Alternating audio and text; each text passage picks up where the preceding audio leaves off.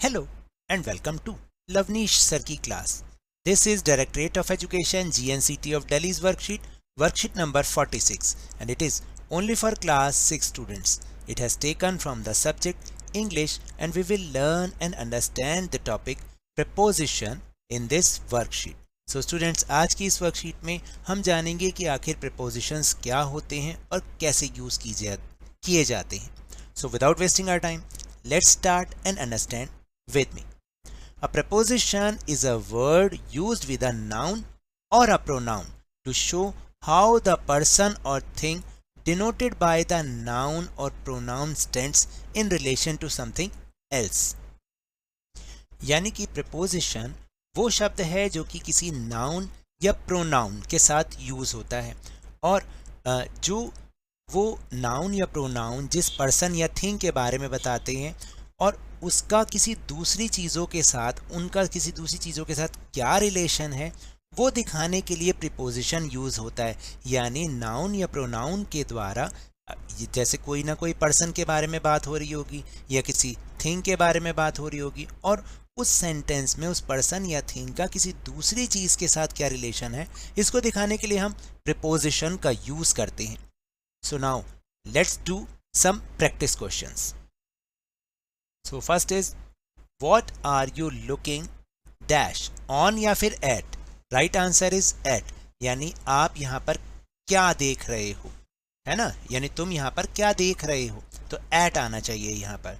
फिर next is, they will have dinner dash me, with me या on me. Right answer is with me. आपको क्या करना है, यहाँ पर जो फिलिंग द ब्लैंक्स हैं उसमें हमें करेक्ट प्रीपोजिशन को चूज करके लिखना है, ठीक है ना. Now third question. बेटा यहाँ पर क्या है कि ये एक्स्ट्रा लिखा हुआ है, आपको यहीं से पढ़ना है. I am looking dash my book, to या फिर फॉर, तो I am looking for my book, FOR, for my book. मैं अपनी बुक को ढूंढ रहा हूँ या मैं अपनी बुक को देख रहा हूँ, sorry. My kite was flying dash houses and trees, तो मेरी जो काइट है वो हाउसेज और घरों के ऊपर उड़ रही थी, हाउसेज पर नहीं उड़ रही थी, तो यहां पर आएगा ओवर. यानी मेरी काइट, मेरी पतंग घरों और ट्रीज के ऊपर उड़ रही थी. फिर next is, the boy fail dash the chair, लड़का जो है चेयर पर गिर गया, तो हम इसको हमेशा, ये OF नहीं होता, यहाँ पे OFF आना चाहिए, ठीक है. आपको इसको सही से लिख के दिखा दूं. द बॉय फेल ऑफ आना चाहिए, OFF, ठीक है. The boy fell off the chair. फिर next is, she kept her purse dash the table. अब यहाँ पर ओवर नहीं आएगा, यानी टेबल यहाँ पर है, टेबल पर, टेबल के ऊपर नहीं, तो यहाँ पर आना चाहिए on. She kept her purse on the table, यानी उसने अपना पर्स जो है वो मेज के ऊपर रखा. फिर he walked dash the room, into या in, right answer is into. He walked into the room, वह अपने कमरे में गया. वॉक मतलब चला गया, है ना, वॉक का मतलब चलना होता है. फिर उसके बाद है, the cat was taking rest dash a tree, over a tree, tree के ऊपर सो रही थी, रेस्ट कर रही थी, या ट्री के नीचे कर रही थी, तो यहाँ पर अंडर आना चाहिए, under a tree, UNDER. The cat was taking rest under a tree, तो ट्री के छाया में, ठीक है, ट्री के नीचे. The chair was dash the table, near the table, पास में थी चेयर टेबल के, या ओवर, उसके ऊपर थी, तो यहाँ पर आएगा near. The chair was near the table. और last is, the coach was angry dash the player, with और फ्रॉम, यानी जो कोच था वो प्लेयर से क्या था, गुस्सा हो रहा था, तो विद आना चाहिए, फ्रॉम आना चाहिए, यहाँ पर विद आएगा बच्चे, तो यहाँ पर आना चाहिए with. The coach was angry with the players. इस तरह से हमें इसको कंप्लीट करना है. Now will move on question number 2. Second question is, complete the following passage by choosing appropriate prepositions given in the brackets. आपको जो ब्रैकेट में prepositions दे रखे हैं उसमें से appropriate preposition को चूज करना है और फिर फिलिंग द ब्लैंक्स पूरे करने हैं और सेंटेंसेस को कंप्लीट करना है। तो first is dash a summer day, तो इन अ समर डे नहीं होगा, on a summer day.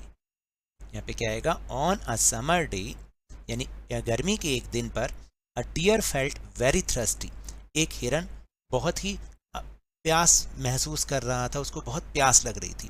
Then he went in या on search of the water, तो he went in search of water, तो यहाँ पर क्या आना चाहिए, यहाँ पर आएगा in, IN, in. He went in search of, ठीक है। तो आप इसको ऑफ को ऐसे लिखें, क्योंकि मैं तो ऑफ को ऐसे लिखता हूं, तो आप ऐसे भी लिख सकते हैं इसको, ऑफ को। तो यहाँ पर आ जाएगा he felt in search of water, he went in search of water, यानी वह पानी की खोज में इधर उधर गया। After searching dash a long time he came across a lake, तो आफ्टर सर्चिंग फॉर आना चाहिए यहाँ पर, क्योंकि टाइम के लिए हम फॉर लगाते हैं। After searching for a long time he came across a lake, lake का मतलब होता है बहुत ढूंढने के बाद, बहुत लंबे समय तक ढूंढने के बाद फिर वो एक लेक यानी कि झील के पास आया। He began to drink water या इन ड्रिंक वाटर, तो यहाँ पर आएगा to, he began to drink water, और फिर उसने पानी पीना शुरू कर दिया। While drinking he saw his reflection on the lake या इन द लेक, तो यहाँ पर आएगा इन द लेक। उसने पानी में, झील में अपनी रिफ्लेक्शन को देखना शुरू किया जब वो पानी पी रहा था।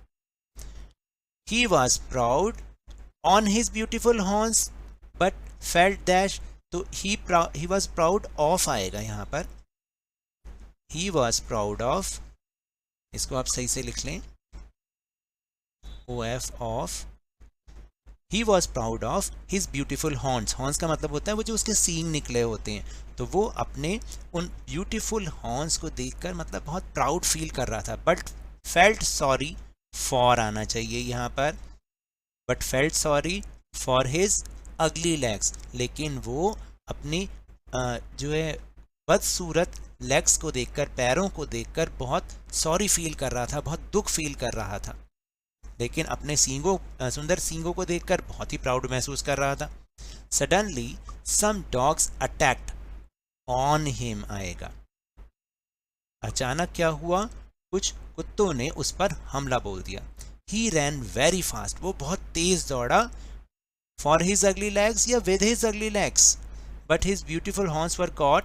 अभी मैं पहले हम इसको कर लेते हैं, he ran very fast with, तो यहाँ पर आएगा विद आएगा, he ran very fast with his ugly legs, और वो अपनी उन बदसूरत पैरों के साथ बहुत तेज दौड़ा। But his beautiful horns were cot, लेकिन उसके बहुत सुंदर सींग कहाँ पर, इन अ बुश सेवरल टाइम्स या ओवर अ बुश, इन आएगा, इन अ बुश सेवरल टाइम, यानी बुश का मतलब यहाँ पे क्या है, झाड़ियाँ। तो वो इसमें देखो ये बताया गया कि जब कुत्तों ने उस पर अटैक कर दिया, हमला बोल दिया, तो वह अपनी उन बदसूरत लेग्स के साथ बहुत तेज दौड़ा, लेकिन जो उसके सुंदर सींग थे वो बार बार झाड़ियों में कई बार उलझ रहे थे। Finally he saved his life and thank God, अंत में उसने अपनी जान, किसी तरह उसकी जान बची और उसने भगवान को थैंक किया। फॉर हिज लेग्स या by his legs which he earlier thought अगली, तो फॉर हिज लेग्स आना चाहिए, यहाँ पर आएगा for, FOR for his legs which he earlier thought अगली। तो जब उसकी फाइनली जान बच गई तो उसने भगवान को धन्यवाद दिया, ईश्वर को धन्यवाद दिया, किसके लिए, अपनी उन लेग्स के लिए जिसको वो पहले सोच रहा था कि ये बहुत ही बदसूरत हैं, बहुत ही गंदी हैं। आपको स्टोरी कैसी लगी, अच्छी थी ना स्टोरी, किस तरह से, इसका मतलब ये हुआ कि ईश्वर ने जो हमें दिया है वो एक एक चीज़ हमारे लिए बहुत इंपॉर्टेंट है, हमें उन्हें गंदा या बुरा नहीं समझना चाहिए। So now that's all for this worksheet. अगर मेरे इस तरह समझाने से अब आपको समझ में आने लगा है तो इस चैनल और वीडियो को लाइक कीजिए, शेयर कीजिए, और अगर आप नए हैं तो सब्सक्राइब भी कर लीजिए। और टेलीग्राम ऐप पे हमारा चैनल लवनीश सर की क्लासों को ज्वाइन करना ना भूलें, जिसको ज्वाइन करने का लिंक आपको इसी वीडियो के डिस्क्रिप्शन बॉक्स में मिल जाएगा। But remember whenever you go outside please wear your mask. और जब भी आपकी टर्न आए कोरोना की वैक्सीनेशन ज़रूर लगवाएं, क्योंकि कोरोना को तो हराना है और ज़िंदगी को एक बार फिर से सुहाना बनाना है। इसी उम्मीद के साथ थैंक यू वेरी मच।